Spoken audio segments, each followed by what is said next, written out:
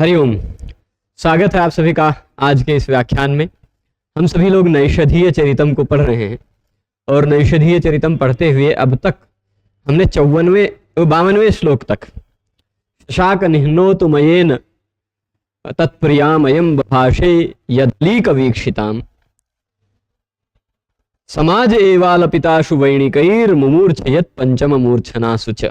इस श्लोक के 6-7 अर्थ जितने संभव हो सकते थे उतने पिछले पाठ में हमने चर्चा की थी। अब इसके बाद कि समाज वह अपने आप को छिपा नहीं सका, ऐसा भी अर्थ लिया गया था, या फिर वह अपने आप को छिपा नहीं सका मतलब अवश्य छिपा ले गया होगा, ऐसा भी अर्थ लिया जा सकता है, या फिर उसने समाज से तो छिपा लिया लेकिन अये यानी कामदेव के प्रति अपने आप को नहीं छिपा पाया, ऐसा जो कुछ भी कई ढंग से अर्थ लिया था। अथवा समाज ही मूर्छित हो गई क्योंकि वीणा वादकों ने ऐसा ऐसा गान गाया, वीणा ऐसे बजाई, पंचम राग का ऐसा आलाप लिया कि पूरा समाज ही मूर्छित हो गया, इसलिए जो वह अपने प्रिया के प्रति समाज में ही बोल गया वह छिप गया, या फिर वह बोलते बोलते वही मूर्छित हो गया पंचम मूर्छनाओं में, तो उस बहाने अपनी बात को छिपा ले गया।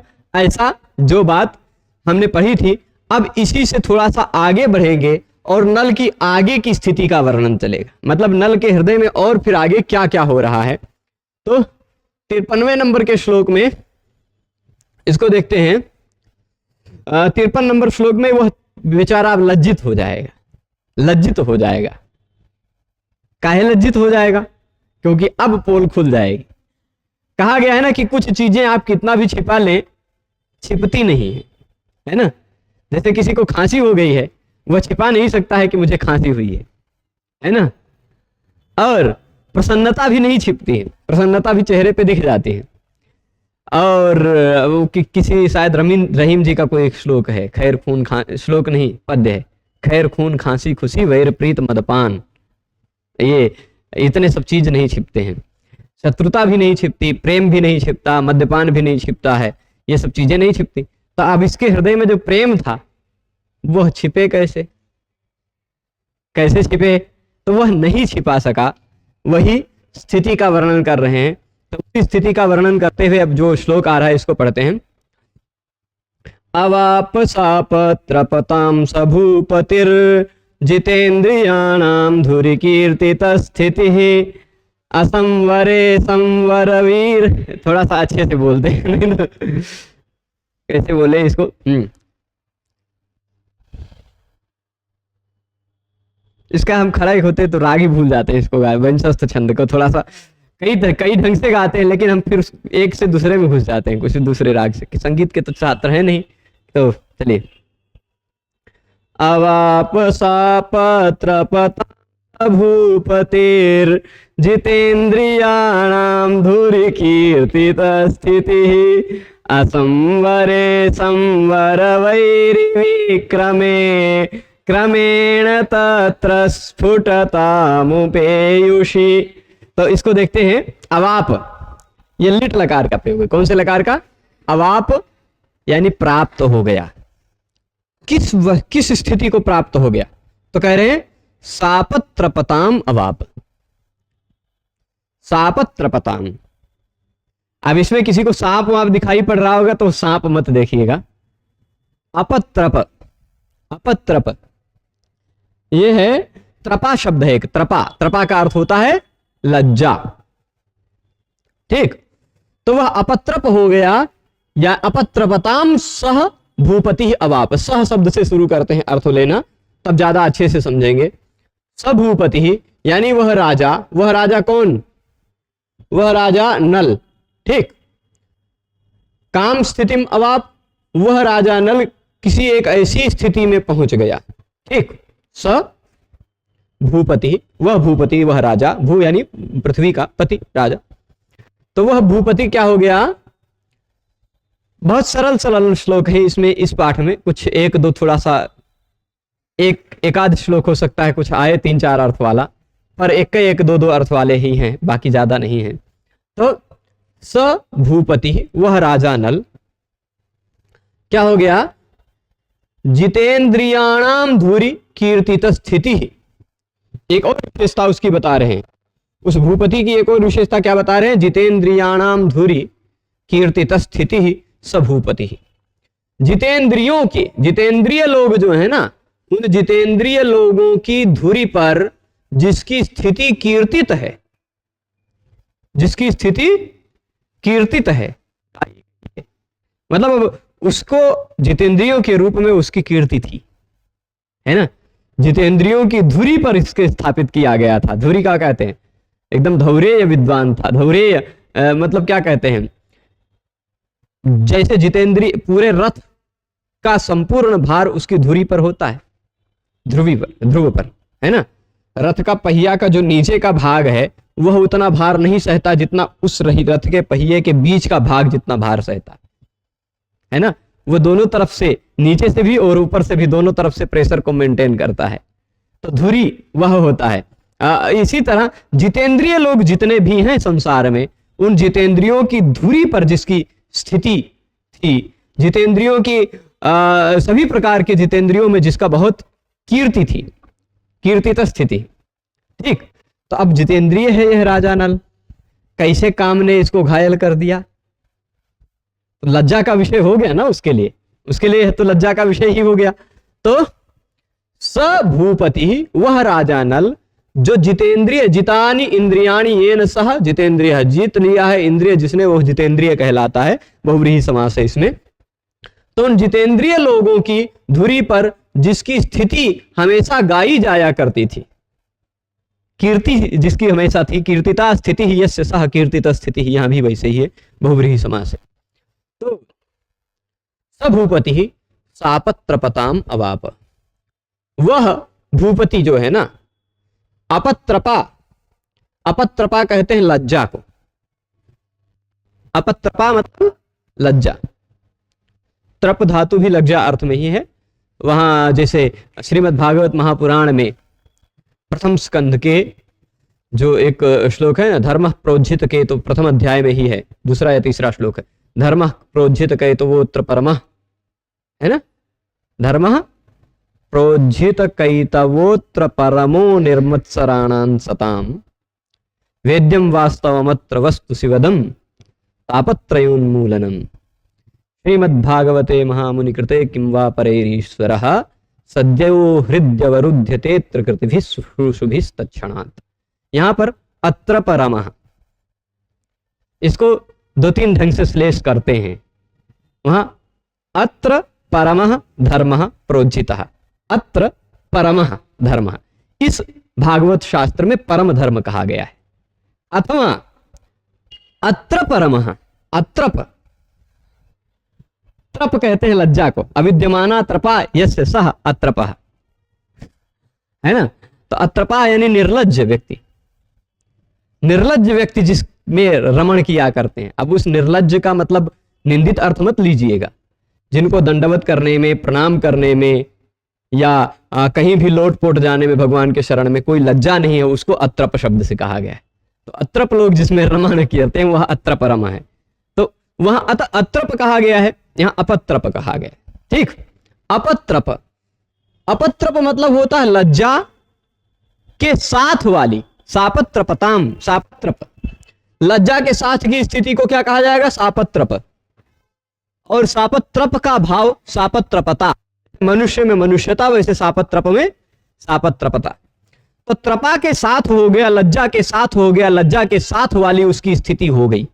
क्यों लज्जा के साथ वाली उसकी स्थिति हो गई, क्योंकि उसका हृदय विदीर्ण हो चुका था, कामदेव के बाणों के द्वारा उसका हृदय इस तरह विदीर्ण हो गया था कि वह सभा में बैठा होता था, समाज में बैठा होता था, और समाज में बैठे बैठे ही अचानक उसका ध्यान दमयंती पर चला जाया करता था।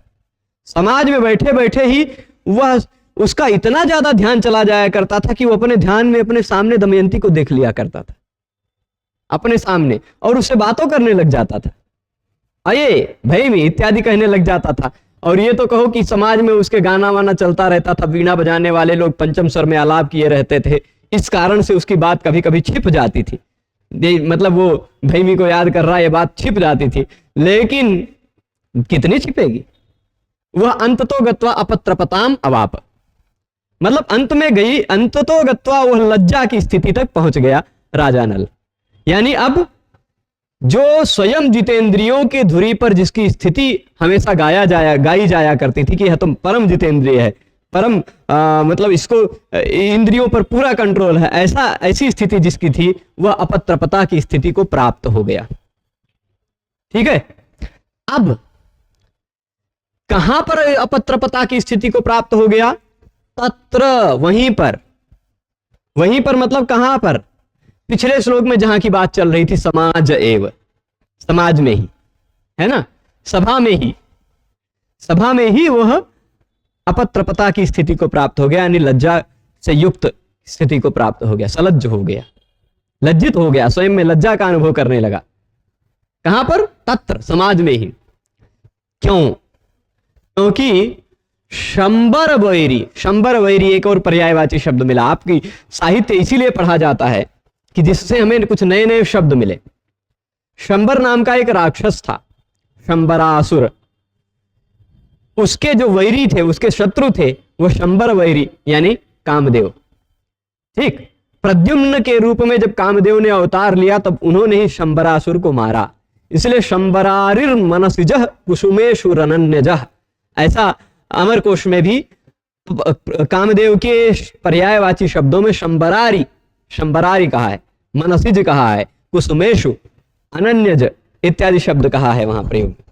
तो शंबरारी वही शंबर वैरी, वही तो शंबर के वैरी यानी शंबर नामक राक्षस को मारने वाले, शंबर नामक राक्षस के जो शत्रु थे, ऐसे शंबर नामक राक्षस के शत्रु का विक्रम ऐसा था, पराक्रम ऐसा था, यानी कामदेव का पराक्रम ऐसा था, क्योंकि कामदेव का वह पराक्रम उसी सभा में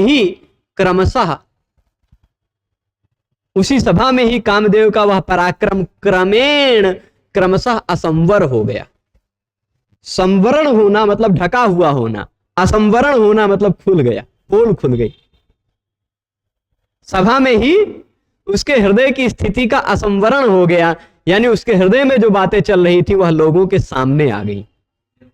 ठीक, यानी वह कामदेव इतने हावी हो गए, कामदेव का विक्रम क्रमशः इतना हावी हो गया कि उसके सभा में ही उसके जो क्या था, उसकी कामदेव का विक्रम, कामदेव का पराक्रम स्फुटता को उत्पन्न हो गया, स्फुटताम उपयेषि असंवरे, यानी वह स्फुटता को आ गया, सीधे साफ साफ स्फुट रूप में, स्पष्ट रूप में लोगों को दिखाई पड़ने लगा कि जरूर यह कामदेव के बाणों से घायल है, यानी जरूर यह कामदेव के बाणों से घायल है, ऐसा समाज में ही, सभा में ही सबको स्पष्ट रूप से पता चलने लगा। इसका मतलब क्या?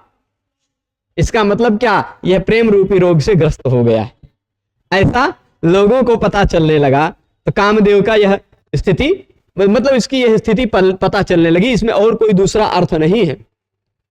यहां देख लेते हैं एक बार, फिर से मैं बता दे रहा हूं, वह राजा नल जो जितेंद्रिय लोगों की धुरी पर जिसकी स्थिति हमेशा गाई जाया करती थी, कीर्ति जिसकी हमेशा प्रसिद्ध थी, ऐसा वह राजा नल जब शंबरासुर के शत्रु यानी कामदेव के पराक्रम, कामदेव का पराक्रम स्पष्ट लोगों को दिखाई पड़ने लगा, स्फुटता को उपेयवान मतलब प्राप्त होने लगा, स्फुटता को प्राप्त होने लगा, तब क्रमशः उसी सभा में ही वह जब असंवर हो गया, मतलब खुल गया, पोल खुल गया, तो वह फिर अपत्रपताम सह अवाप, वह लज्जा की प्राप्त हो गया राजा नल। मतलब यहां तक बात आप समझ गए हैं। अब वह थोड़ा सा लज्जित हो गया है। नल और दमयंती की कहानी है, सतयुग की कहानी है, सतयुग की कहानी है, श्री राम से पूर्व की कहानी है। तो देखिए, जितेंद्रियों में जिसका स्थान सबसे आगे कहा जाता था, ऐसा वह राजा नल वहां सभा में न छिपाए जा सकने वाले काम के प्रभाव से क्रमशः स्फुट हो जाने पर लज्जा को प्राप्त हो बैठा। बस इतने खाली अर्थ है। ठीक, शंबर वैरी, शंबर नाम का एक राक्षस था जिसे भगवान श्री कृष्ण के पुत्र प्रद्युम्न ने मारा था।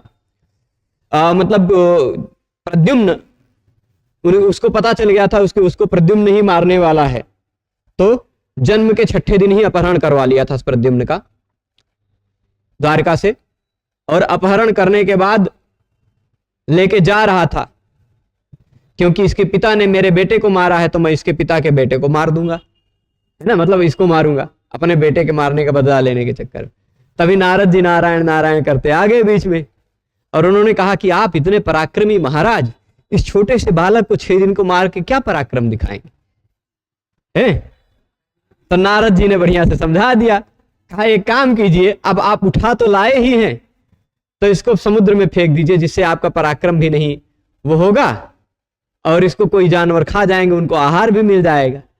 तो वह समुद्र में फेंक दिया, कोई मछली खा गई और वही मछली पकड़ में आ गई किसी मछुआरे को, और उसी मछली को, बड़ी मछली थी, विशालकाय मछली थी, वह राज दरबार में पहुंच गई, उसी शंबरासुर के राज दरबार में। वह मछली, उसको पकाने के लिए जब पकवान वाले व्यक्ति को बोला गया, मतलब पकाने के लिए, जो उसका पाचक था शंबरासुर का प्रमुख, तो वह जब मछली काटता है तो उसके पेट में जीवित पुत्र पा जाता है। और उसकी पत्नी को पुत्र नहीं था कोई, तो वह अपना ही पुत्र समझकर पालन करने लग जाता है। और उसकी पत्नी पिछले जन्म की अप्सरा थी, जिसके पास रसायन विद्या थी, जिसके पास कोई और कई विद्याएं थी, जिस विद्या के सहारे वह प्रद्युम्न को अति कम उम्र में, साल भर की भी आयु नहीं थी, उनको युवा बना दिया था उसने। तो वो मायावी शक्ति सिखा दी, युवा बना दिया, और उसी के सहारे फिर प्रद्युम्न ने उस शंबरासुर को मार डाला। ऐसा तो वो शंबरासुर की कहानी है। हाँ, प्रद्युम्न ने मारा था, जैसे कि हम पीछे, प्रद्युम्न कामदेव का अवतार था। यहाँ क्रमे क्रमे में यमक और वैरी, हाँ, वरे और वैरी में 6 का अनुप्रास है ना। क्रमेण तत्र स्फुटताम उपयशी में जो 2 बार क्रमे क्रमे दिखाई पड़ रहा है, संवर वैरी विक्रमे क्रमेण, एक बार विक्रमे में जो क्रमे है वह सार्थक नहीं है, दूसरे बार क्रमेण में जो क्रमे है वह भी सार्थक नहीं है, 2 निरर्थक हैं। इस दोनों की पुनरावृत्ति होने पर यमक अलंकार है, ठीक है। तो और अधिक बार आवृत्ति होने के कारण कुछ कुछ शब्दों का, कई व्यंजनों का वो अनुप्रास भी है, ठीक है। अब इसके बाद एक श्लोक आ रहा है, इसको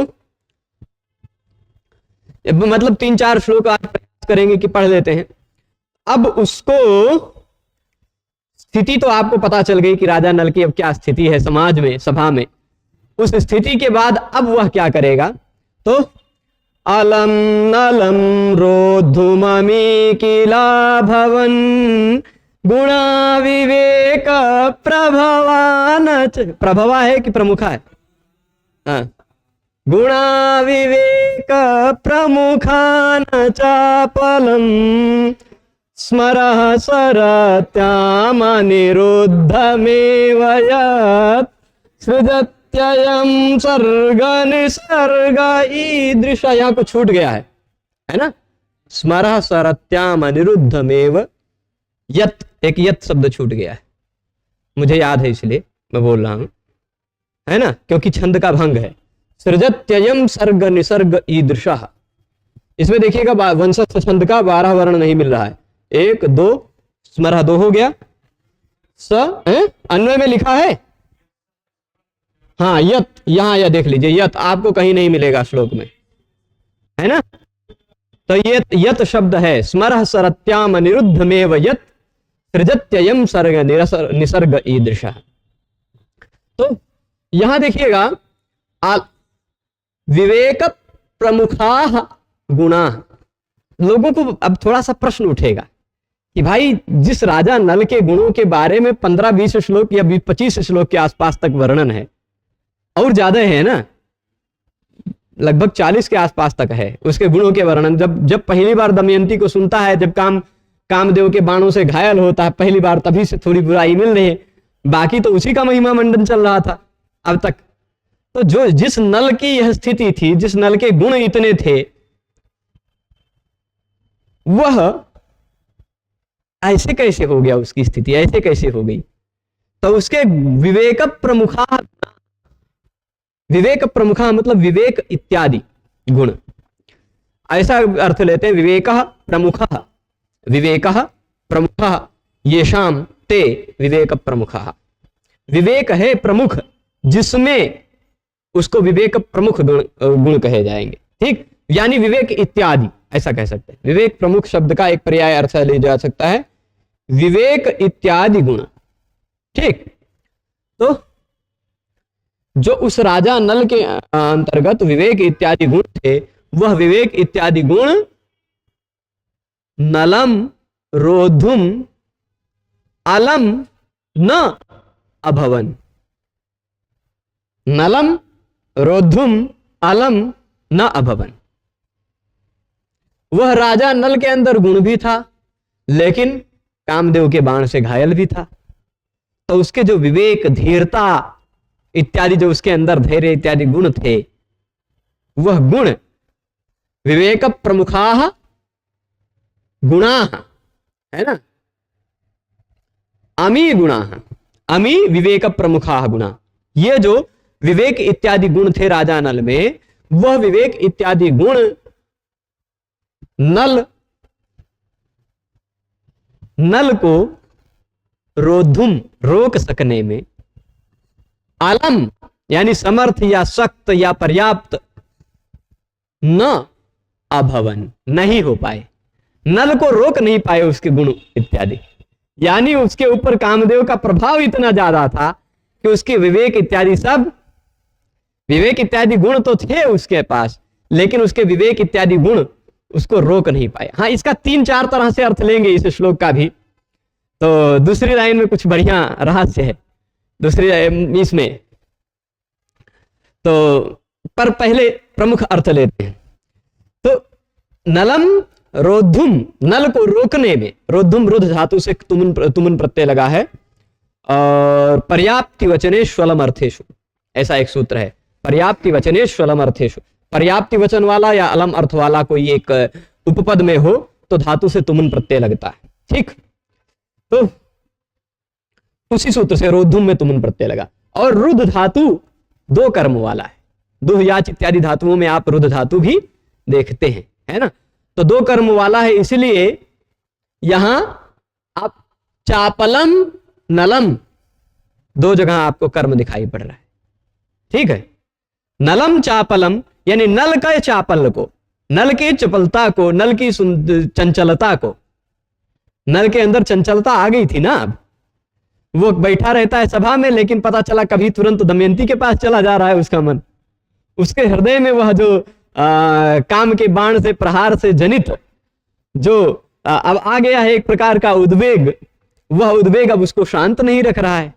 तो उसके चापल को, उसके चापल मतलब गुजराती भाषा वाला चापल मत समझिएगा, या चंचलता। ठीक, तो चापलम यानी चंचलता को, राजा नल की चंचलता को, ठीक है, नलम चापलम खाली यही अभी लेते हैं। ठीक है, नल की चंचलता को उसके विवेक इत्यादि ये जो प्रसिद्ध गुण थे, विवेक प्रमुखा अमी गुणा, विवेक इत्यादि यह जो प्रमुख गुण थे, प्रसिद्ध गुण थे उसके, वह नल के चापल को रोधुम रोकने में, अलम यानी समर्थ या पर्याप्त, न किल अभवन निश्चित ही नहीं हो पाए। किल यहां शब्द निश्चय अर्थ में है।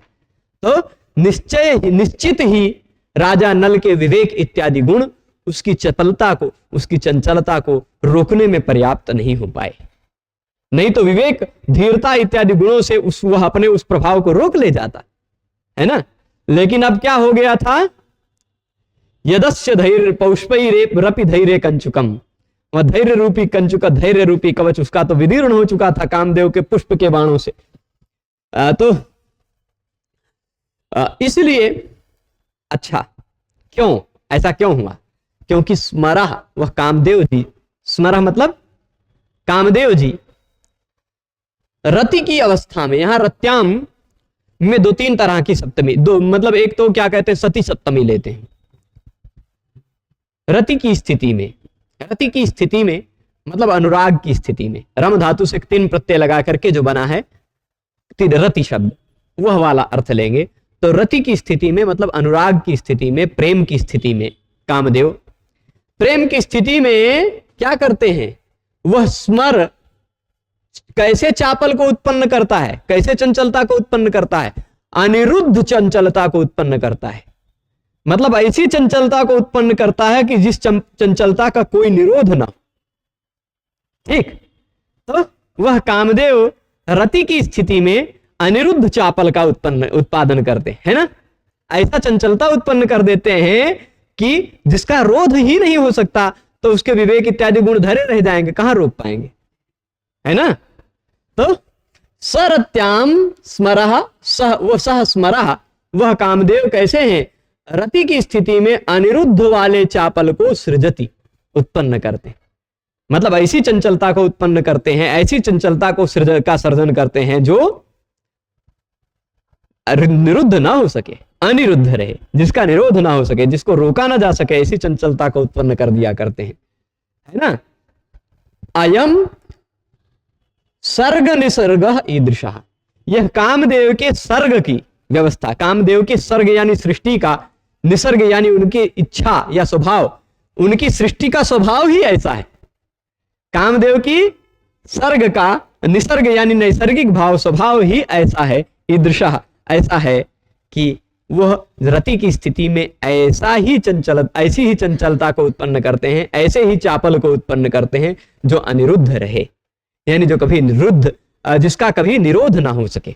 ठीक है, तो अनिरुद्धम एव चापलम सह स्मरः रत्याम सृजति, रति की स्थिति में सृजन करते हैं।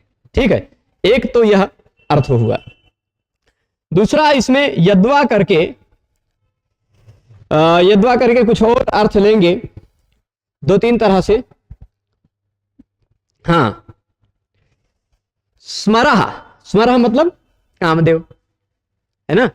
कामदेव जी रत्याम, कामदेव की पत्नी का नाम रति था, है ना। कामदेव जी की पत्नी का नाम रति था। कहा जाता है जब भगवान शिव जी ने कामदेव को भस्मीभूत कर दिया, तब रति के बहुत प्रार्थना करने पर, उनकी पत्नी का नाम था रति, उनकी बहुत प्रार्थना करने पर भगवान शिव ने उनसे कहा था कि यह कामदेव अब अनंग हो गए हैं, अंग रहित हो गए हैं, लेकिन यह फिर से अंग युक्त होंगे प्रद्युम्न के रूप में, भगवान श्री कृष्ण के पुत्र के रूप में, तब इनसे तुम्हारा विवाह होगा और तब तुम्हें इनसे पुत्र की उत्पत्ति होगी। ठीक, तो वही रति प्रभावती बनकर आती हैं और वही कामदेव प्रद्युम्न बनकर आते हैं। इन दोनों का विवाह होता है और इन दोनों से किसका जन्म होता है, अनिरुद्ध का जन्म होता है। तो वह स्मरः, वह कामदेव जब रति में रत होते हैं तो रति के गर्भ से सह रत्याम, है ना, वह रति में यानी रति के गर्भ में अनिरुद्धम एव सृजति, अनिरुद्ध को ही उत्पन्न करते हैं ना। कामदेव रति के गर्भ से किसको उत्पन्न करते हैं, अनिरुद्ध को ही तो उत्पन्न करते हैं। यह भी एक ध्वनि है, यह भी एक अच्छा यहां ध्वनि है, व्यंग्य है। तो अब अनिरुद्ध को कोई रोक पाया था, भला बताइए, अनिरुद्ध को कोई रोक पाया था? अनिरुद्धम चापलम, अनिरुद्ध की भला चंचलता को कोई रोक पाया था? अनिरुद्ध को आपने इससे पहले कहीं प्रसंग में पढ़ लिया है किसी श्लोक में, वो क्या वयसैव वेशिता वाले श्लोक में, कि कामदेव के नगर में जैसे पक्षी गरुड़ के द्वारा पहुंचा दिए गए थे, है ना। अनिरुद्ध का अपहरण कर लिया था, उषा ने अपहरण करवा लिया था चित्रलेखा के सहयोग से। और फिर वहां पर जब पता चलता है अनिरुद्ध के पिता बाणासुर को कि हमारे ही राज्य में शत्रु का पौत्र यहां बैठा हुआ है और हमारी पुत्री से ही प्रेम कर बैठा है, यह जब जानता है तो पूरे तरफ से अपने राज्य को आग लगवा देता है कि अब कोई सहयोग करने नहीं पहुंचेगा और वो जहां कहीं भी छिपा होगा अनिरुद्ध, वहां से उसको पकड़वा के मार डाला जाएगा। लेकिन भला कहां रोक पाएगा, नलावरुद्धम वयसेव वेशिता, है ना। अनल के द्वारा अवरुद्ध उसके अंतःपुर को तक, जैसे गरुड़ के द्वारा प्रद्युम्न, भगवान श्री कृष्ण, बलराम इत्यादि लैंड करा दिए गए थे, है ना। तो उनको कोई अनिरुद्ध को कोई निरुद्ध कर पाया था क्या अपने वहां राज्य में? नहीं कर पाया था। इसलिए इस आधार से भी वह अनिरुद्ध ही थे, क्योंकि उनका निरोध संभव नहीं, उनको रोक पाना संभव नहीं है। तो सह स्मरः रत्याम अनिरुद्धम एव सृजति, अयम सर्ग निसर्ग ईदृशः, या उनके सर्ग का स्वाभाविक क्रिया ही ऐसी है, उनके स्वर्ग की उनकी सृष्टि की स्वाभाविक क्रिया ही ऐसी है कि वह रति के द्वारा अनिरुद्ध नामक पुत्र को ही उत्पन्न करते हैं। ये देखिएगा, स्मरो रत्याम अनिरुद्धम निवारयितुम अशक्यम चापले, हाँ, स्मर अनिरुद्धम रत्याम अनिरुद्धम चापलम, अथवा रति में रमण क्रिया में कामदेव ऐसी चंचलता को उत्पन्न कर देते हैं जो अनिरुद्ध रहता है, उसका निरोध नहीं होता, उसका अवरोध नहीं होता। ऐसी सर्ग निसर्ग उनका स्वभाव ही ऐसा है, ये बात बताते हैं। और देख लेते हैं, यदि नारायण जी ने कुछ और कहा हो तो,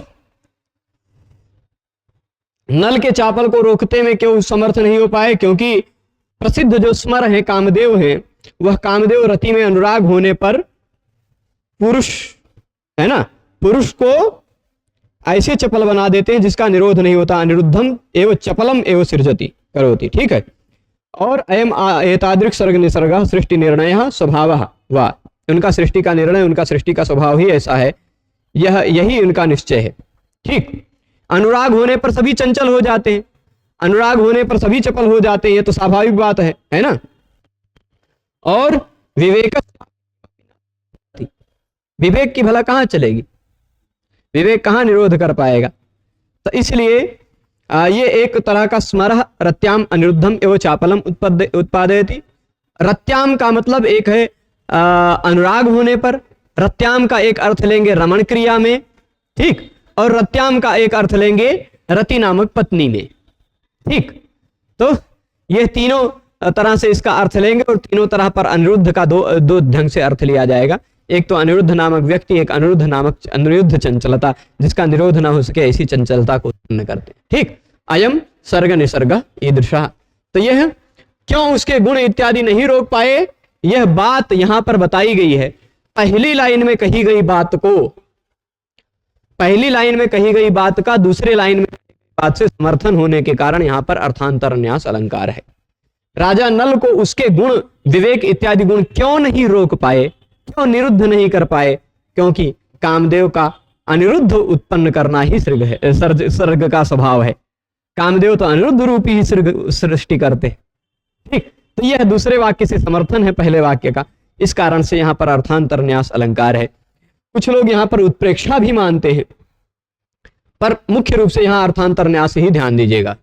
तो यहां देख लीजिए क्या कहते हैं, ये जो विवेक यानी उचित अनुचित विचार, हाँ, विवेक शब्द का अर्थ उचित अनुचित विचार, बढ़िया अर्थ दिया इन्होंने कि उचित क्या है, अनुचित क्या है, ऐसा विचार राजा नल के पास था। ये भी गुण थे, बहुत सारे गुण थे उसके पास, तो ये भी तो गुण था ही।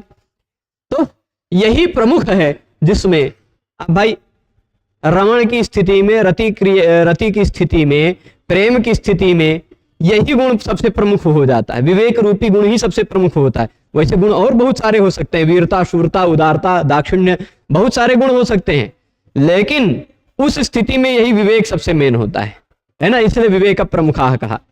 तो यहां देखिएगा, विवेक इत्यादि जो गुण है वो नल को चपल यानी चंचलता से रोक सकने में, निग्रहण करने में समर्थ नहीं हो पाए। क्यों? क्योंकि वह प्रसिद्ध जो कामदेव हैं वह रति में, अनुराग में या संभोग में अनिरुद्धम यानी अनियंत्रितम चपलम अथवा अवशम, वश रहित, यावत जन्म सृजति करोति, ऐसा अनिरुद्ध व्यक्ति को कर देते हैं कि उसका रोक नहीं हो पाता। यह कामदेव का ऐसा ही सृष्टि का स्वभाव है, कामदेव की सृष्टि का स्वभाव ही ऐसा है। दुर्निरोधो ही प्रेम मार्ग इति भाव, प्रेम का रास्ता ही ऐसा है जिसका निरोध नहीं है, जिसको रोका नहीं जा सकता है।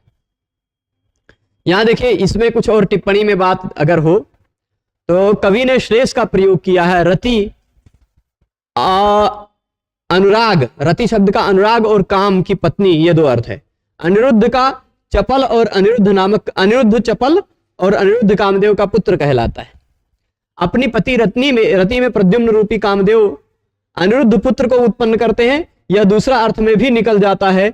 साहित्यिक भाषा में इसे हम शब्द शक्त्युद्भव वस्तु ध्वनि कहेंगे। ध्वनि है, व्यंग्य ही है ना। वास्तविकता में यहां अनिरुद्ध इत्यादि की प्रासंगिकता नहीं है कि नहीं? क्योंकि नल के समय फिर अनिरुद्ध की प्रासंगिकता कहां से आई, लेकिन पाठकों को वह व्यंग्य के रूप में पता चलता है कि कामदेव तो रति के द्वारा अनिरुद्ध को ही उत्पन्न कर रही है, शब्द भी वही प्रयोग किया है, तो यह एक व्यंग्य निकल कर आ रहा है, इसलिए यह एक ध्वनि है, वस्तु ध्वनि है। तो यहां श्लोक में पूर्वार्धगत सामान्य बात का उत्तरार्ध की विशेष बात से समर्थन है, इसलिए अर्थांतरन्यास अलंकार है। ठीक है, वृत्तनुप्रास यमक भी है, अलम सर्ग में सर्ग निसर्ग ईदृशा में यमक है, और अलम नलम में वृत्तनुप्रास।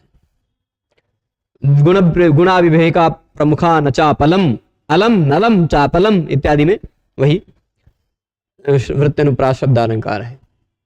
ये भी श्लोक थोड़ा सा बहुत ज्यादा नहीं है महत्वपूर्ण, पर फिर भी आप अपने आप को छिपाना चाह रहा है। अपहनुति अलंकार मुझे साफ साफ यहां दिख गया। कोई बात अगर जो है वास्तविक, उस वास्तविक बात को छिपाने के लिए कुछ प्रयास किया जाए और कुछ दूसरा ही बताया जाए, तो वो होता है अपहनुति अलंकार। यहां देखते हैं श्लोक कौन सा है। अनंग चिह्नम सविनाश शाकनो यदासि तुम संसदि यत्नवानपि क्षणं तदा राम विरार कैतवान् निषेवितुं देशमियेष निर्जनम। निर्जनम देशम येष, निर्जन देश चले गए। अब सभा में रहेंगे, सबके बीच में रहेंगे, तो कभी पता चले कब वह प्रभाव आए, कामदेव का प्रभाव, कब दमयंती की याद आए और अचानक दमयंती आंखों के सामने दिख जाए। जिधर भी देखे नजर जिधर जाती उधर दमयंती ही दिखती थी उसको, तो उसमें बात भी करने लग जाता था। 2 श्लोक पहले 52 नंबर श्लोक में वही हमने पढ़ा। तो ऐसा अनुराग हो गया था। तो अब उस बात को वो प्रयास कर रहा था, अपने अंदर अंदर लड़ रहा था। और एक भी प्रश्न ये भी उठता है कि भाई अगर इतना ज्यादा था तो वह, क्योंकि वो पूरी पृथ्वी का राजा था और विदर्भ देश के राजा भीम तो उसके अंदर के एक छोटे से राजा थे, तो विदर्भ राज से कह देता उनकी पत्नी का, उनकी बिटिया के साथ विवाह हो जाता है ना, पत्नी के साथ नहीं, उनकी बिटिया के साथ विवाह हो जाता अगर कह देता तो।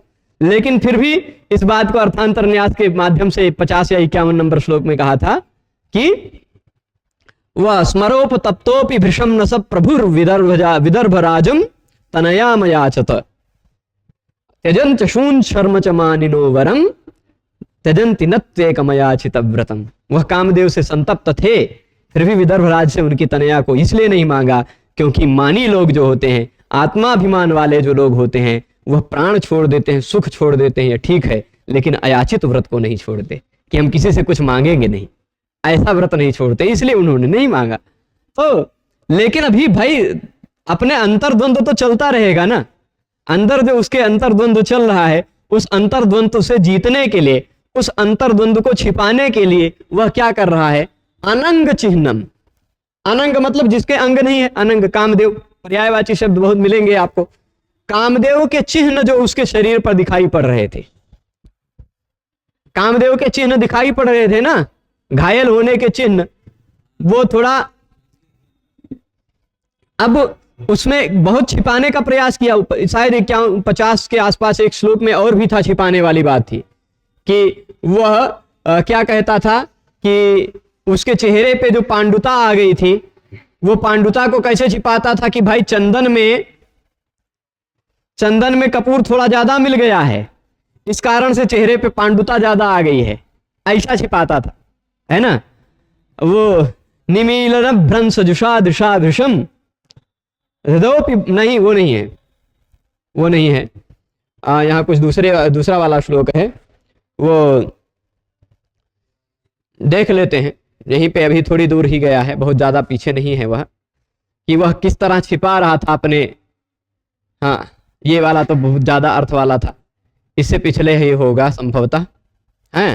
हाँ, यही है कि वह दमयंती के याद में जब गहरी गहरी सांसें लेने लग जाता था काम के वियोग के कारण, तो उसको कैसे छिपाता था, उसको छिपाता था कि हाय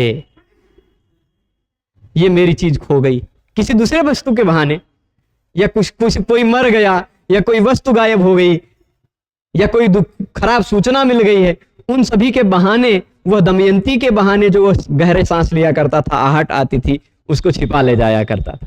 ठीक, अथवा यहाँ एक और मृथा विषादाभिनया, झूठे ही विषाद का अभिनय, अथवा विषाद कहते विषम अतीति विषाद शिव। अचानक दमयंती की याद आई और गहरे सांस चालू हुए उसके, तभी कह रहे शिव शिव शिव। ऐसा विषाद शिव जी का अभिनय करके, शिव जी के नाम का अभिनय करते हुए वह अपना छिपा ले जाता था। और जो चेहरे पे उसकी पांडुता आ गई थी दमयंती के वियोग में, उसको कैसे छिपा लेता था, क्योंकि इसमें विलेपन में चंदन में थोड़ा कपूर का भाग ज्यादा मिल गया है, इसलिए चेहरे पे पांडुता आ गई। ये सब इस तरह से बताता था, अपना छिपाता था किसी तरह। लेकिन जब अंत में अनंग चिन्हम स न सशाक, अनंग चिन्ह को यानी कामदेव के चिन्ह जो उसके ऊपर आ गए थे ना, कामदेव के प्रभाव का की जो पहचान उसके शरीर पर दिखाई पड़ने लगी थी, वह अनंग चिन्ह था।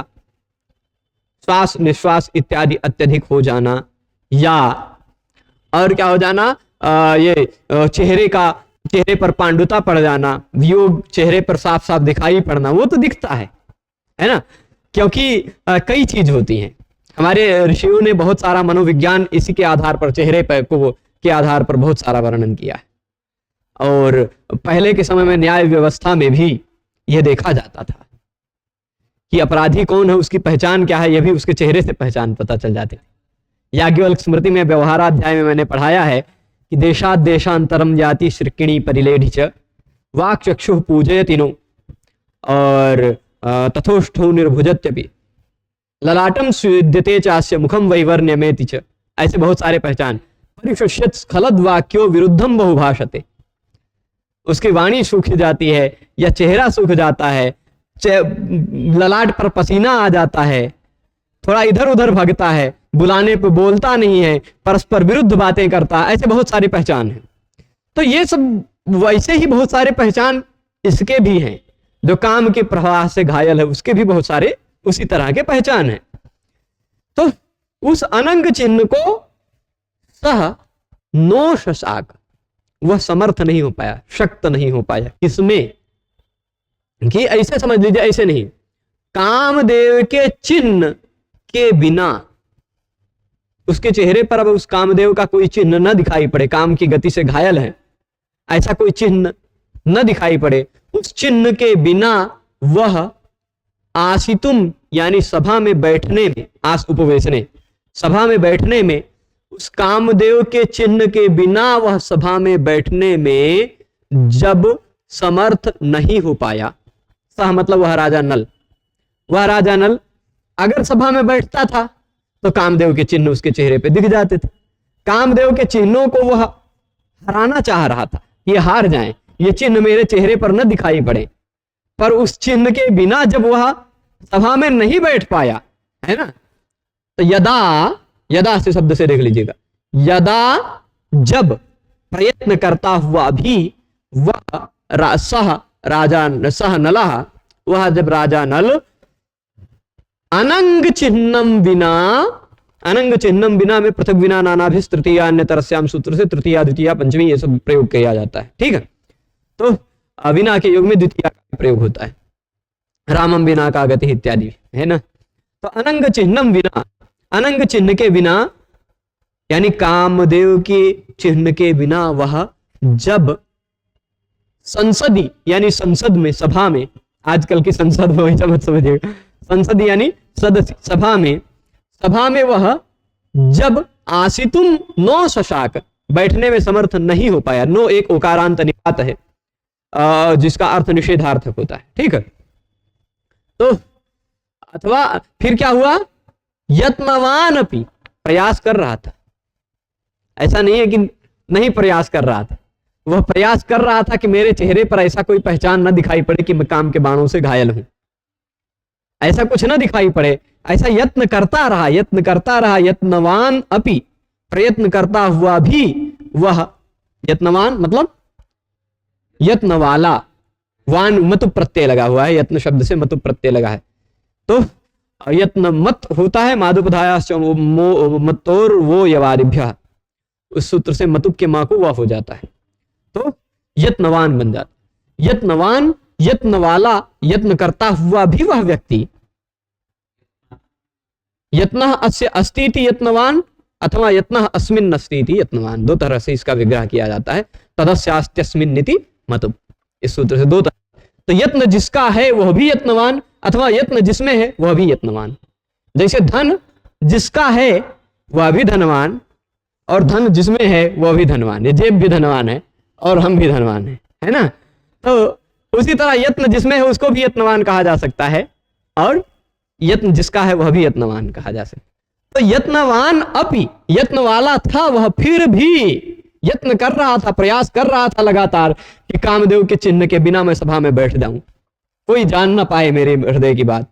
लेकिन पहले तो निशाच शय्याच शशांक कोमला, रात जान गई और बिस्तर जान गए उसकी बातों को। फिर बाद में सभा में भी लोग जानने लग गए धीरे धीरे। हैं क्या? रात और बिस्तर इसलिए जान गए क्योंकि वह रात भर जागता रहता था, बेचारा सो नहीं पाता था रात में। तो अबोधि तत् जागर दुख साक्षिणी, उसको जागने के कारण उसको दुख होता था, खेद होता था।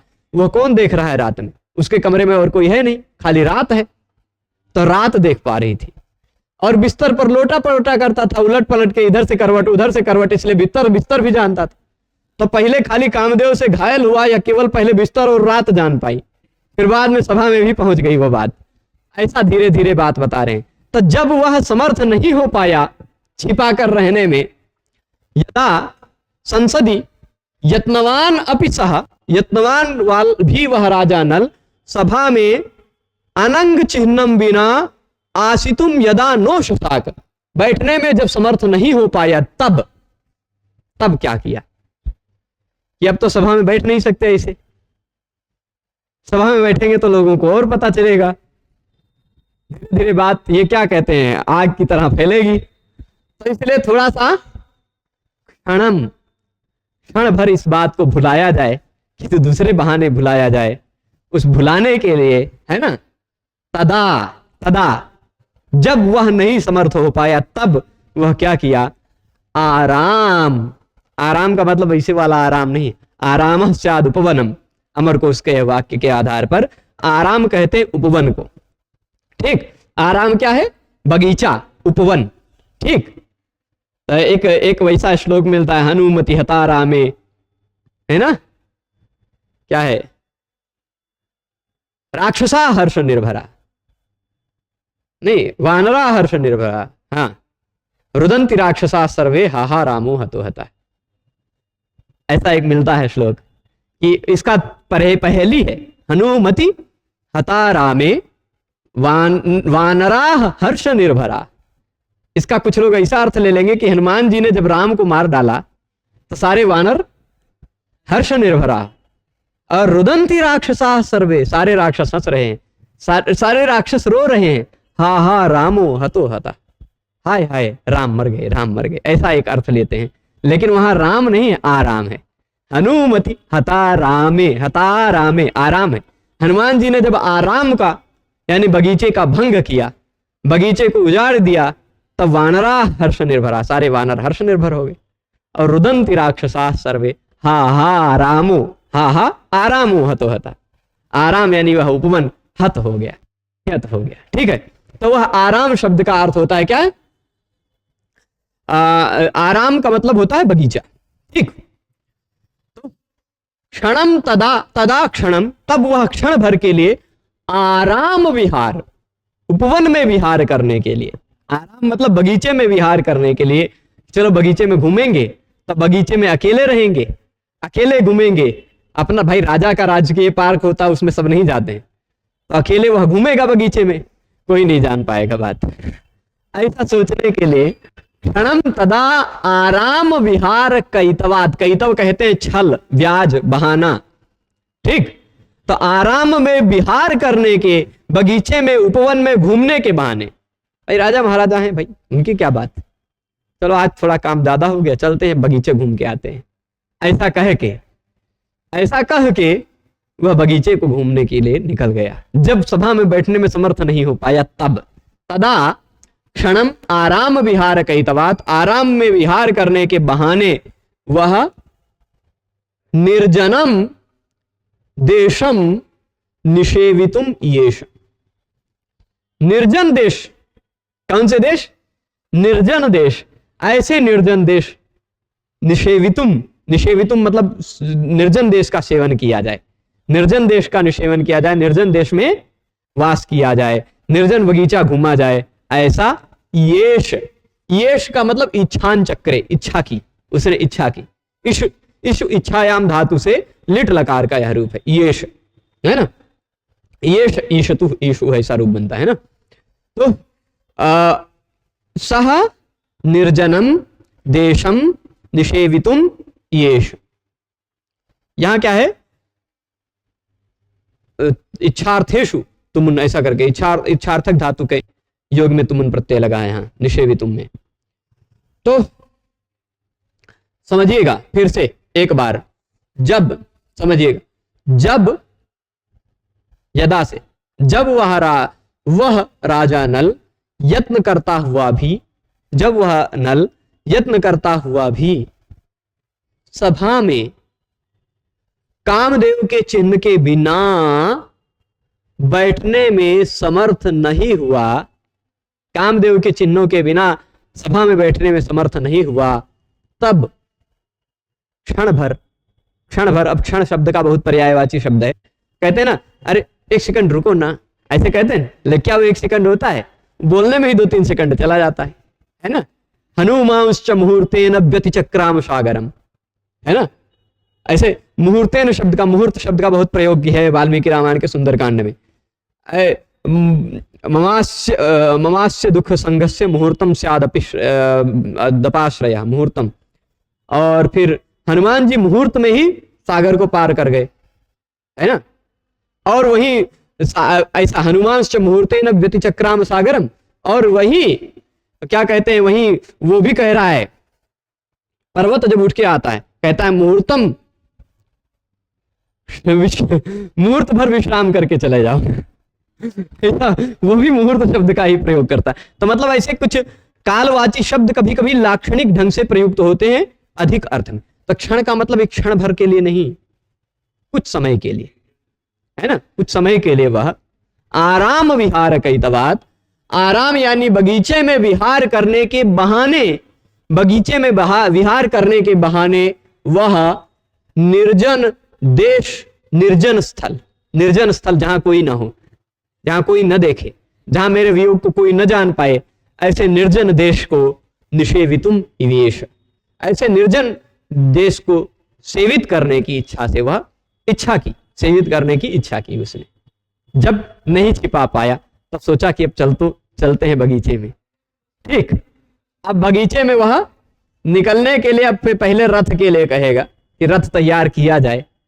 अभी इच्छा खाली की है ना, अभी गया नहीं, अभी खाली इच्छा की है, अभी तक इच्छा, ये अभी वो जाना चाह रहा है कि नहीं जाना चाह रहा है ये किसी को नहीं पता, खाली उसी के मन में है अभी तक, है ना। तो अब आगे देखते हैं, यहां देखिएगा, वह नल प्रयत्न करता हुआ भी जब समय सभा में काम विकार के चिन्हों, प्रलाप, मूर्छा आदि के बिना न बैठ सका, तब उद्यान में विचरण करने के बहाने निर्जन स्थान सेवन करना चाहा वह, ठीक, ऐसा बात है। यहां भ्रमण का बहाना बनाने से कई तब अपहनुति अलंकार, अपहनुति अलंकार मुझे दिखाई पड़े, जहां जो वास्तविकता नहीं है उस अवास्तविक चीज को बताया जाए, है क्या, उसको अपने क्या कहते हैं, उसको अपना मनोविरोध करना है, उसको क्या करना है, उसको मस्तिष्क से हटाना है, दमयंती को थोड़ा देर के लिए अपना थोड़ा हटाना का प्रयास करना है, समझ लीजिए, या कामदेव के चिन्हों को छिपाना है, निर्जन जगह पे चले जाएंगे क्योंकि वो हट नहीं रहा है, वो चिन्ह हट नहीं रहा है, तो अकेले में रहेंगे तो शायद छिप जाए, तो छिपाना मुख्य बहाना है। और उसके बहाने वह कह रहा है कि मैं जा रहा हूं जंगल घूमने, उपवन घूमने, तो किसी के बहाने कुछ दूसरा किया जाए, वहां अपहनुति होती है, ठीक। शब्दालंकार तो यहाँ वृत्रानुपास है, और क्षणम शब्द में क्षण शब्द का अन्वय श्लोक के पूर्वार्ध से हो रहा है, इसलिए एक पद के श्लोक में, अच्छा जब क्षण भर भी, अच्छा पूर्वार्ध से यदि अन्वय ले लेंगे तब तो कोई समस्या नहीं है, कि जब वह सभा में कामदेव के चिन्ह के बिना क्षण भर भी नहीं बैठ सका, क्षणम अनंग चिन्हम बिना आसितुम न शशाक, क्षण भर भी बैठने में समर्थ नहीं हो पाया, तब वह निकला। क्षण भर, पहले बाद वाले से क्षण भर का अन्वय नहीं लेना है, पूर्व से लेना है, ठीक है। ये एक दोष है। अब इसके बाद 56वां पढ़ लिया जाए कि समय हो गया है। अथ श्रिया भर्त्सित मत्स्य लांछनः समं वयस्यैश्वरस्य वेदिभिः पुरोपकण्ठोपवनं किलेक्षिता दिदेशयानाय निदेशकारिणः। निदेशकारिणः सह यानाय निदेश। निदेशकारिणः मतलब जो उसके आज्ञा, निदेशन होता है ना, आदेश। निदेश शब्द का अर्थ ले लीजिए आदेश। तो निदेशकारिणः यानी आज्ञाकारी लोगों, नौकरों को जो आदेश दिया उस आदेश को कर लेने वाले जो लोग हैं, आदेश को तुरंत पूरा कर देने वाले जो लोग हैं, ऐसे आदेश को पूरा कर देने वाले सेवकों को। तो सह का वहां पहले से ले लीजिएगा। भर्त्सित मत्स्य लांछना है प्रथमा विभक्ति में, भर्त्सित मत्स्य लांछना। यहां पर कहीं कहीं किसी किसी पुस्तक में मत्स्य केतना भी पाठ मिलता है। अथ श्रिया भर्त्सित मत्स्य केतना, मीन केतना, केतना भी पाठ मिलता है, हो सकता है लांछना भी हो। केतना है तब ठीक है। तो क्योंकि मुझे वो भी याद है, वो अभी एक आध बार कहीं संभवतः मल्लीनाथ ने केतना की संभवतः व्याख्या की है, या नारायण ने तो यहाँ पर नारायण वाली पुस्तक में लांछना ही है, यहाँ पर लांछना ही है, और व्याख्या में इन्होंने लांछना की ही की है, तो मल्लीनाथ ने संभवतः केतना कही हो। ठीक है, तो मत्स्य लांछना कही है चाहे मत्स्य केतना कही है, दोनों बात एक है। अभी कैसे वो बता देंगे। तो अथ मतलब अनंतरम, यहां अथ शब्द किस अर्थ में? अनंतर अर्थ में। अथ शब्द के कई अर्थ हैं, मंगल, अनंतर, आरंभ, प्रश्न और संपूर्णता। ठीक, कोई बात संपूर्ण हो रही तो भी अथ, कोई आरंभ हो रही हो तो भी अथ, प्रश्न पूछा जा रहा है तो भी अथ, और फिर क्या कहते हैं, मंगल करने के लिए तो भी अथ। अथ मतलब अब, बाद में अर्थ में भी अथ है। तो यहां अथ मतलब इसके बाद। अभी उसके मन में इच्छा हुई निर्जन देश जाने की, लेकिन अब यानी उस इच्छा के बाद क्या किया उसने, इच्छा के बाद क्या किया, तो उसकी नल की एक और विशेषता बता रहे, श्रिया भर्त्सित मत्स्य लांछना। श्रिया मतलब श्री के द्वारा, शोभा के द्वारा, उसकी जो शोभा थी, उसकी जो श्री थी, उसकी जो चमक थी चेहरे की, उस अपने चेहरे की चमक, उस चेहरे की शोभा के कारण उसने मत्स्य लांछन, मत्स्य यानी मीन का लांछन है जिनके ऊपर, उसको मत्स्य लांछन जाता है। कामदेव का एक पर्यायवाची है भी शब्द, मीन केतन, मत्स्य केतन और मत्स्य लांछन इत्यादि कामदेव का ही एक पर्यायवाची शब्द है। तो जिसने अपनी श्री से, जिसने अपनी शोभा से कामदेव को भर्त्सित कर दिया है, लज्जित किया ही था ना कामदेव को। बेचारा कामदेव शरीर की सुंदरता से तो हार ही गया था ना, है ना। शरीर शोभा जय जात मत्सरा, एक बार पहले पढ़ चुके हैं वहां कि तमेव लब्ध्वावसरम ततस्मरः शरीर शोभा जय जात मत्सरः अमोघ शक्त्या निजयेव मूर्तया तया विनिर्जेतुम ये शनेषधम। इस वाले श्लोक में लगभग 42-43 के आसपास के नंबर के श्लोक में ये बात पढ़ी थी हमने कि शोभा से तो वह कामदेव से भी जीता था।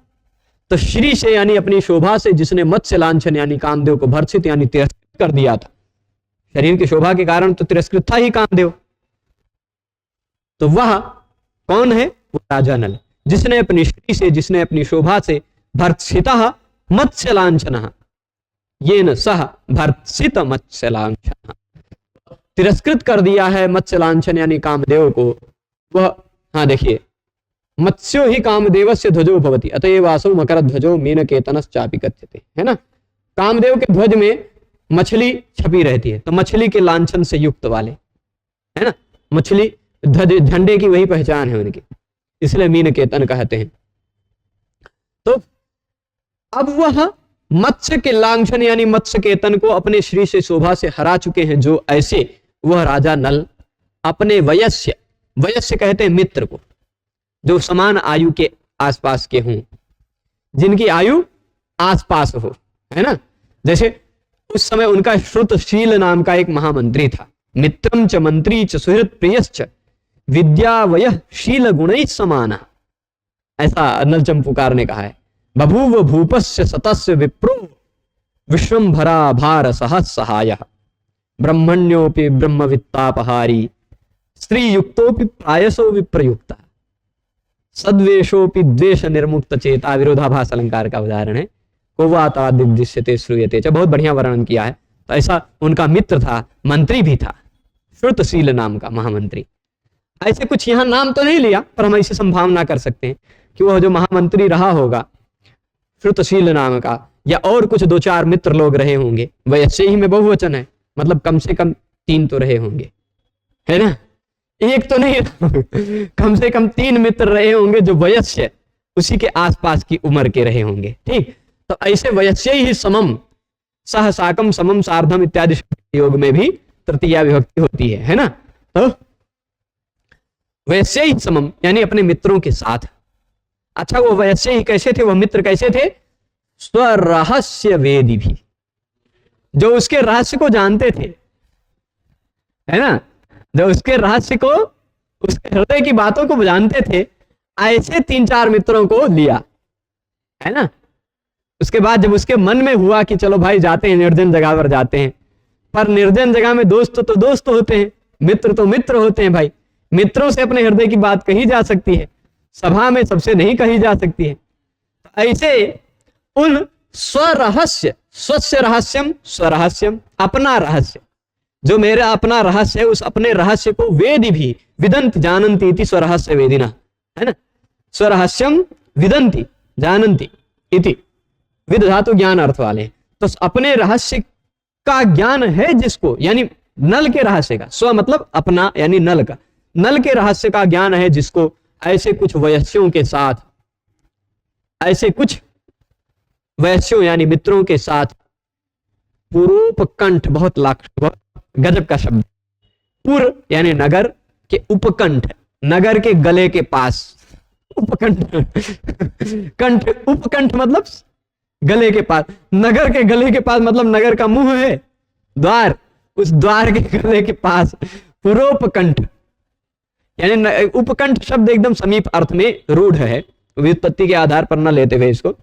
पुरोपकंठ यानी नगर के द्वार के आसपास, नगर के द्वार के आसपास जो उपवन है, उस उपवन को ईक्षिता, ईक्षिता ईक्ष धातु से त्रिच प्रत्यय लगा है ना, लांछना ईक्षिता, देखता, देखने वाला, ठीक, उपवन को देखने वाला वह राजा नल, ईक्षिता में त्रिच प्रत्यय वाला समझिए। तो वह नगर के समीप रहने वाला, नगर के द्वार के समीप वाले उपवन को देखता हुआ, निश्चित ही वह देखने के लिए वह यानाय दिदेश, गाड़ी तैयार करो, यानाय दिदेश, यान के लिए आदेश दिया। किसके लिए आदेश दिया? यान के लिए, यान तैयार किया जाए, गाड़ी तैयार की जाए, मतलब रथ तैयार किया जाए, है ना। रथ हमेशा तो तैयार रहता नहीं था, आजकल के जगह से पूरा फिटो फिट। तो वो यान कैसे होता था? पहिया खोल के अलग रखा हुआ है, कुछ अलग रखा हुआ है, घोड़ा अलग है, विश्राम कर रहा है, या कहीं घुड़साल में गया है, चरने गया है, सब कुछ सारी व्यवस्था करनी पड़ती है ना। पता चला घोड़ा इधर उधर कहीं है, तो उसको लाया जाता है, पहले जोड़ा जाता है, फिर उसके बाद तैयार, सफाई सुफाई, हमेशा उस पर अगर सोफा वोफा लगा रहे रथ पे, तब तो गड़बड़ हो जाएगा ना, इसलिए वो सब कुछ हटा दिया जाता है, उसको फिर से शिफ्ट किया जाए। इस तरह से यानाय दिदेश, यान को तैयार करने के लिए, गाड़ी को सजाने के लिए, सह दिदेश, दिदेश मतलब प्रेरितवान, प्रेरणा की, दिश प्रेरणे धातु, ठीक। तो गाड़ी को तैयार करने के लिए उसने आदेश किया, ठीक है। अब इसके बाद यही समाप्त करेंगे, लेकिन इसका थोड़ा सा एक बार देख लेते हैं, कुछ और हमारे मन से छूट रही हो बात तो। कुछ छूट तो अभी नहीं दिख रही है। हाँ, तदनंतर सौंदर्य में कामदेव को फटकारे हुए, सौंदर्य से कामदेव को फटकारा था ना, भर्त्सित किया था, तिरस्कृत किया था ना, तो कामदेव को जिसने भर्त्सित कर दिया था, तिरस्कृत कर दिया था, है उस, अच्छा यहां पर यानाय यानम यानम आने तुम, यानाय का मतलब यानम आने तुम, यहां तुमर्थाच नहीं, तुमर्थाच नहीं लेंगे, वो कौन सा है, क्रियार्थोपपदस्य च कर्मणि स्थानिनः, यह तुमुन्नंत लुप्त है, लुप्त तुमुन्नंत के कर्म में चतुर्थी विभक्ति लगी है, इसलिए यान में लगी है, तो वह क्रियार्थोपपदस्य च कर्मणि स्थानिनः से यानाय में चतुर्थी विभक्ति लगी है, ऐसा मानिएगा। तुमुन्नंत के में चतुर्थी, तुमुन्नर्थ में। हाँ, तो त्रिच नहीं है, मैं त्रिच बता रहा था। ईक्षिता में मतलब त्रिन प्रत्यय लगा है, त्रिच नहीं है। त्रिच लगेगा भी तो भी ईक्षिता बनेगा, त्रिन लगेगा तो भी ईक्षिता बनेगा। और ईक्षिता का यदि त्रिच प्रत्यय लगेगा तो देखने वाला ऐसा अर्थ लेगा, और ईक्षिता का अर्थ त्रिन लगेगा तो ईक्षण करना, देखना जिसका स्वभाव है, वह तच्छील अर्थ में। आक्वेश तच्छील तद्धर्म तत्सात्कारिषु, इस ताच्छील एक अधिकार है उस तीसरे अध्याय में, तच्छीलाधिकार है, तो उसमें जितने भी कहे गए हैं वह तच्छील अर्थ में होते, तत्शील। ठीक है, तो यहां देखना जिसका स्वभाव है, उस देखने के स्वभाव वाला वह था, इसलिए षष्ठी विभक्ति नहीं होकर द्वितीया हुई है।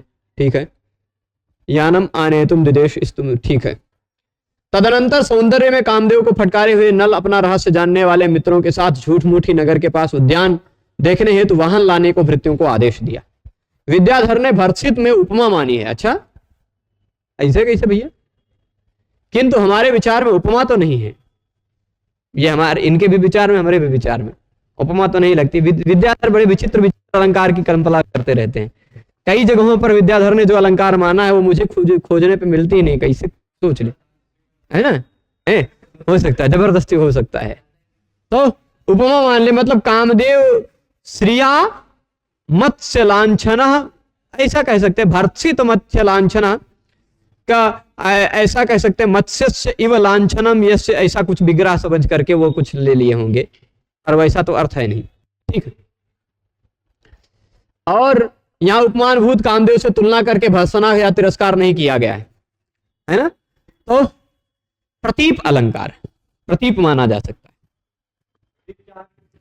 प्रतीपमुपमानस्योपमेयत्व प्रकल्पनम, कुवलयानंद का यह मुझे यह श्लोक याद आ गया।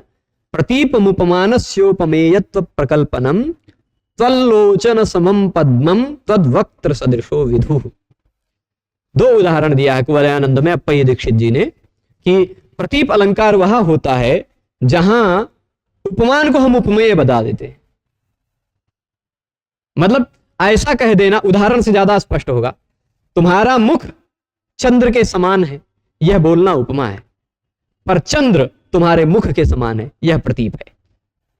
ठीक, तल्लोचन समम पद्मम, पद्मम तल्लोचन समम, पद्म तुम्हारी आंखों के समान है, और तद्वक्त्र सदृशो विधु, तुम्हारे मुख के समान वह चंद्र है।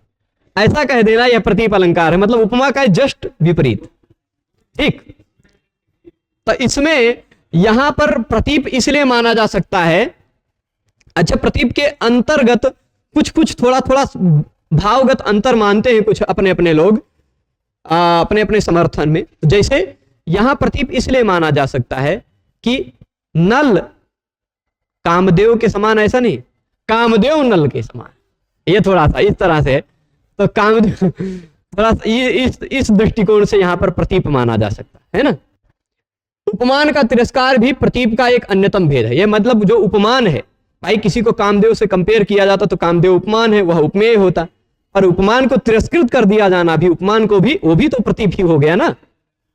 अगर आखिर हम ऐसा कहते हैं कि तुम्हारे मुख के समान चांद है, तो आखिर चांद को तिरस्कृत तो कर रहे हैं ना, तो वह भी एक प्रतीप का ही हेतु होता है।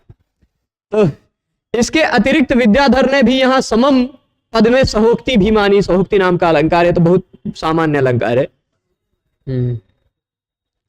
अतिशयोक्ति है। कार्य कारण योर यस्तु पौर्वापर्य विपर्यय, कार्य कारण योर यस्तु पौर्वापर्य विपर्यय विज्ञेयातिशयोक्ति सा, ऐसा काव्य प्रकाश में जो कहा है कि कार्य और कारण, कार्य और कारण इन दोनों में पौर्वापर्य का विपर्यय कर दिया जाना, मतलब कारण पहले कहना फिर कार्य बाद में कहना ठीक ठाक है, लेकिन कार्य पहले कह देना कारण बाद में, थोड़ा पौर्वापर्य का विपर्यय कर दिया जाना, थोड़ा सा यह अतिशयोक्ति नामक अलंकार के अंतर्गत आता है। और ये देश देश में वृत्त्यनुप्रास नहीं, देश देश में यमक है। कहाँ है देश देश? दिदेश यानाय निदेश कारिणा, वहां देश देश यमक है। और फिर उसके बाद और कई जगह पर वृत्त्यनुप्रास यानी वर्णों की बार बार आवृत्ति होने के बाद। तो अब उसके बाद वह सारे नौकर तुरंत तुरंत सफेद घोड़ों से सुसज्जित एक रथ को तैयार करेंगे। वह रथ कैसे तैयार करेंगे उसको हम अग्रिम पाठ में अष्टमी के दिन पढ़ेंगे। आज यही रोकते हैं। सभी लोग जुड़े रहे उसके लिए नमो नमः। धन्यवाद।